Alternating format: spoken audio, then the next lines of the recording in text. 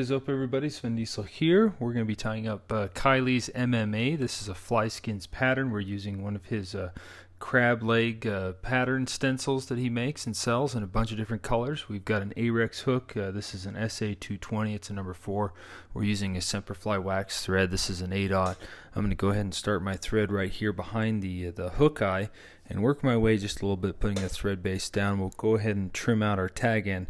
Now for this, I'm going to be weighting it, and so I'm just using some, I believe these are size medium dumbbell eyes, which is a little bit undersized for this particular size hook, but I don't want to weight them too much for the particular location I'm going to be fishing these, and so I'm just going to put on a little bit smaller. You could go heavier, but just weight it to where you're going to be fishing it. If you're going to be fishing it in the flats or something like that, just use some bead chain or something else. But I definitely, for me, I want this to ride hook point up, and so I'm weighting it so that this will naturally land with the dumbbell eyes down. And we're going to be crisscrossing this and securing these dumbbell eyes here and making sure that they're perpendicular to the hook shank, and then I'll tighten up those crisscross wraps with some over-unders. And then we'll get our thread going down the shank of this hook to lay down a little bit of a thread base. And for this, I'm being a little bit lazy. I really like these. They're called Easy Shrimp Eyes, and they just are super easy. I've made my own, shrimp eyes before. It's you just use some mono. I'll post a link right here if you want to learn how to make your own, but these are just super easy.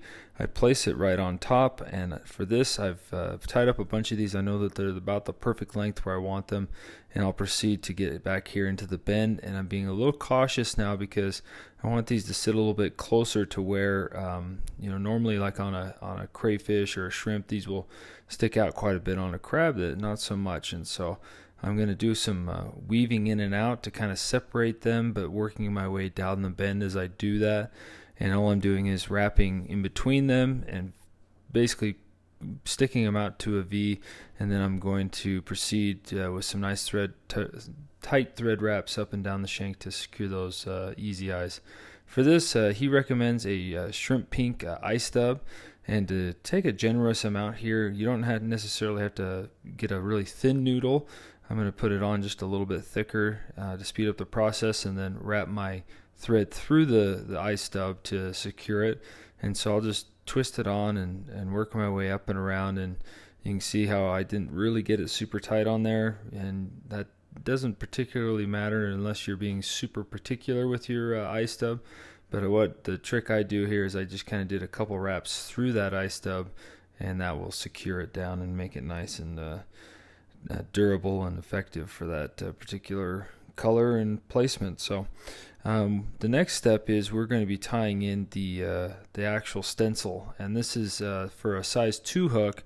So I'm going on a size 4, so we're going to have to trim a little bit off, and I'll show you how to do that here in a second. But what we want to do is he ties in his legs individually, so I'm going to cut it here, and then watching his YouTube video, he cuts it in half and ties them in at an angle.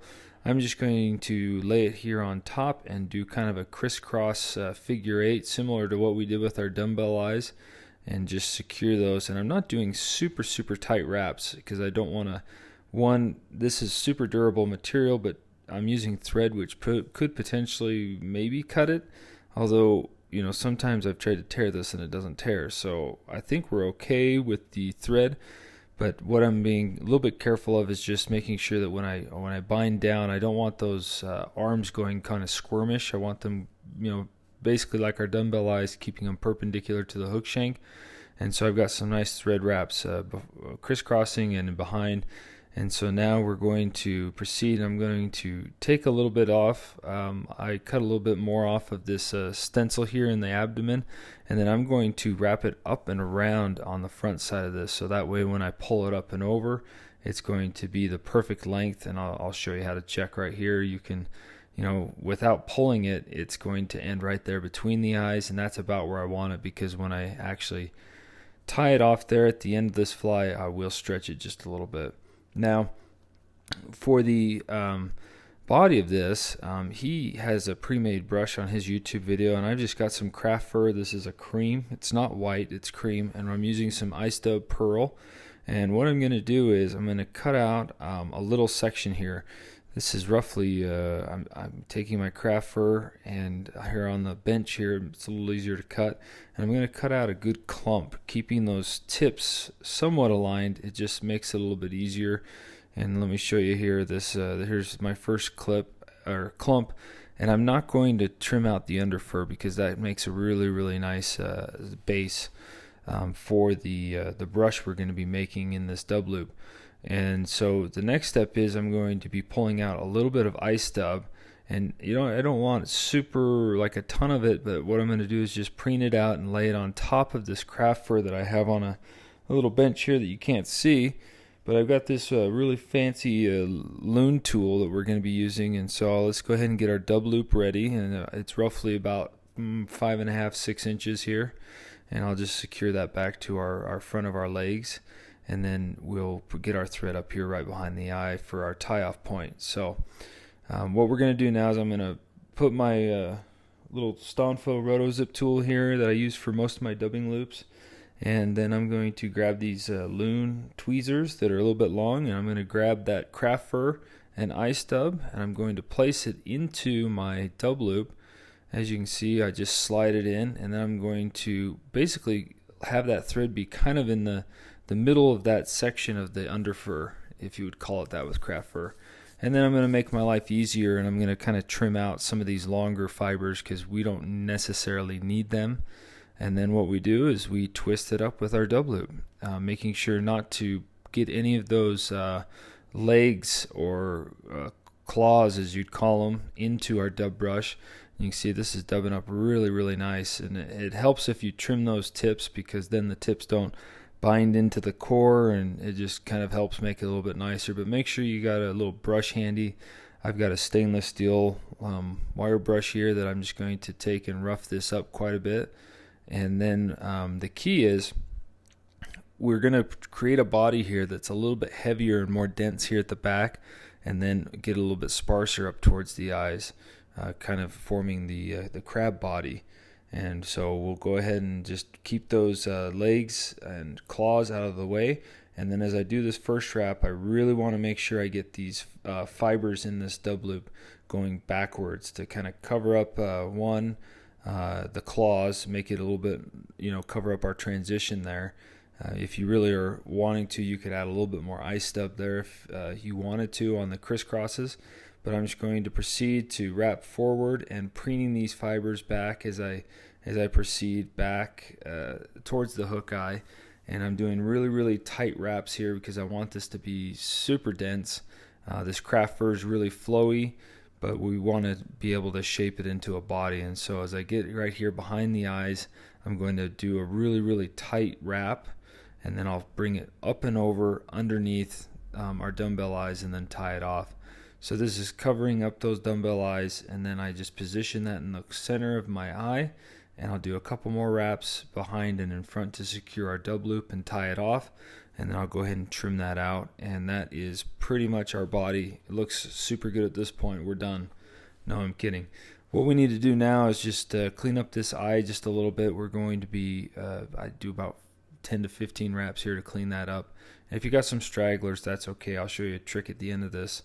And then we're going to brush it out. I want to get as many of those fibers off that core as possible. Checking to make sure that you're not your brush is clean. Otherwise, you're not really brushing it very well. And then just hit it from all directions, back and forth, side to side, up and down. And what I'm going to do is I'm going to trim this so that the underneath side is flat. And so I just use those lead eyes as kind of a gauge. And I'm not really cutting down at an angle. I'm just cutting straight back, trying not to cut our actual brush, and working our way back towards those eyes, creating a nice flat surface here on the bottom.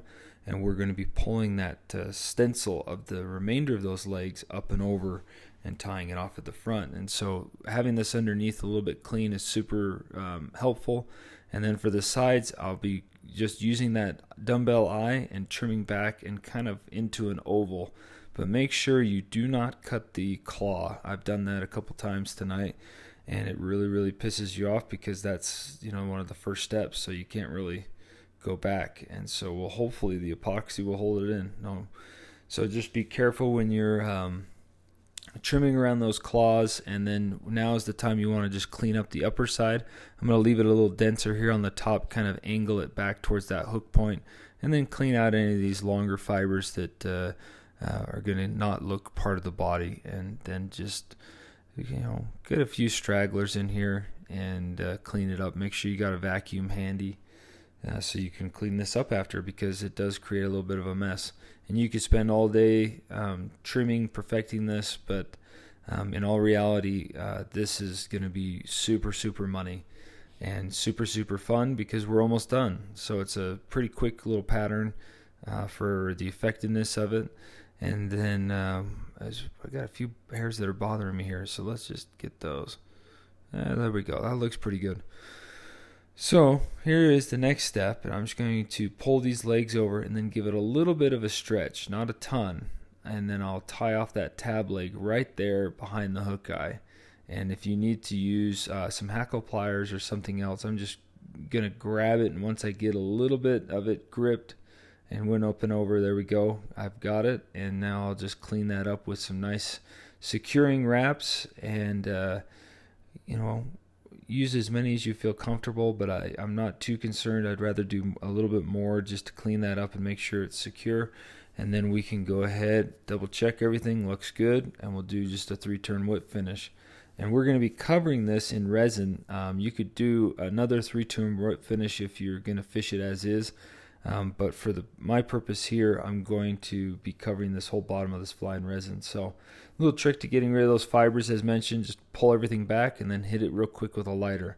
Be careful not to get your fingers or to get the body of the fly, because then they are flammable and they will burn real quick. So I'm just trying to clean up that eye. And then now we're going to be using some of the Semperfli No Tack UV. And I really like this stuff because it lays down nice and thick, or has a good consistency, and it stays put. So I'm just going to pull those legs, that core, away from the body just a little bit. And I know it's tied off really well because it didn't move. And then I'll just slap the legs down and then just put a little bit more resin on top. That way we've created an underside of resin that bonded to the fibers, and now I'm going over the overside. And so that those legs of the crab are now bonded in between the two layers of resin. And then when we cure it, it's just going to be super durable and bonded to those fibers. And then I'll just cover up my whip finish there with a little bit more. And that looks pretty good. You can play with it, move it around as much as you want. You can also use your bodkin. As you can see, I just used the tip of this resin bottle. And then I'll check to make sure it's in the center, because once we cure this, there will be no moving these legs, and I like where they're at. So let's go ahead and give it a little cure. We want to do about I don't like how this went around these eyes. I'm going to smooth that out real quick. That way we've got resin all the way around. So now I'm just going to push down on the legs just a little bit, and then those will spring back up. I just wanted to create a nice flat bottom. And we did, and then let's just cure that for about 10 to 15 seconds. You can see how this is just a really, really simple pattern, but it's super effective. I haven't actually fished this in the salt. I'm hoping to do so here in the near future. But this is something that I know catches fish from talking with people, and they've caught fish in several locations and several species, and that's one of my favorite types of flies. Not one that is directly for one species, but one that is, can catch multiple species in the same body of water, the ocean. So this is going to be a fun little test for me because I haven't fished the salt, but I'm super excited to test this pattern out. So we're going to go ahead and just keep curing this. I put another layer of resin on, and now the final step is arts and crafts. You can do as much as you want. You can color these legs. You can color the body. That's why I used a lighter color. And for this, I'm just going to put some accent on the tips, and I'm just grabbing a Sharpie. And since I don't want to, usually I do it on a piece of paper down to the side here, but to show you, I'm just taking that Sharpie and hitting these tips. And luckily I know that this is a stainless steel vise head, and I can just wipe this Sharpie off when I'm done with this coloring, and it will wipe right off. So I don't know if that's a secret I should be sharing, but yeah, literally those Sharpie marks on my vise will wipe right off. But they're not going to wipe right off this crab, because the only way that's going to be wiped off is in a fish's mouth. So just a little fun arts and crafts. Like I said, you can color the legs, you can color the body, you can go all out. You maybe could even put some glitter or something in your UV resin. But there we go. That is the Kileys MMA crab. Super fun to tie. I'm really happy with the way these are turning out, and it's been a really fun process. So tie some up, fish them. The products come in a bunch of different colors, and you can customize it with your own brushes. So thanks for watching.